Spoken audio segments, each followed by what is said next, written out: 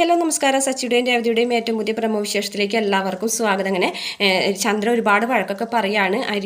അരിപാത്രത്തിൽ നിന്ന് അരി എടുത്തിട്ട് ഇട്ടേന് നീ കാരണമാണ് ഇവിടുത്തെ അരി ഒക്കെ തീർന്നു തുടങ്ങിയത്. നീ വന്നതിന് ശേഷം ദാരിദ്ര്യം മാത്രമേ ഈ വീട്ടിലുണ്ടായിട്ടുള്ളൂ, പണവും പോയി അരിയും തീർന്നു, അങ്ങനെയൊക്കെ പറഞ്ഞ് ഒരുപാട് വഴക്കൊക്കെ പറയുന്നുണ്ട്. ഇപ്പോൾ രേവതിക്ക് ഒരുപാട് വിഷമാവുന്നുണ്ട്.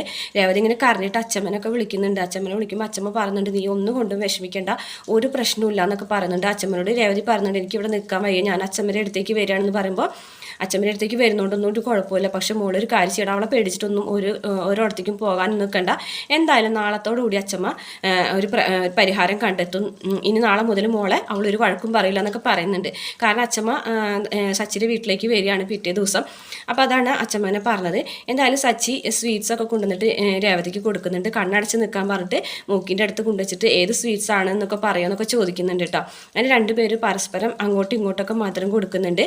അപ്പോൾ രേവതിനെ ഇങ്ങനെ കണ്ണൊക്കെ നിറഞ്ഞിരിക്കുന്ന കാണുമ്പോൾ സച്ചി ചോദിക്കുന്നുണ്ട് എന്തെങ്കിലും കണ്ണൊക്കെ നിറഞ്ഞിരിക്കുന്നത് ചോദിക്കുമ്പോൾ രേവതി പറയുന്നില്ല കേട്ടോ, കാര്യമൊന്നും പറയുന്നില്ല, ചന്ദ്രനൊന്നും കുറ്റപ്പെടുത്തുന്നില്ല. എൻ്റെ കണ്ണിൽ അടുക്കളയിൽ നിന്നപ്പോൾ പൊടി പോയതാണെന്നൊക്കെ പറയും. അങ്ങനെ പൊടി പോയതാണെന്നുണ്ടെങ്കിൽ കണ്ണിൽ വെള്ളം ഒഴിച്ചിട്ട് നന്നായിട്ട് കഴുകിയാൽ മതി എന്നൊക്കെ പറഞ്ഞിട്ട് പോകും.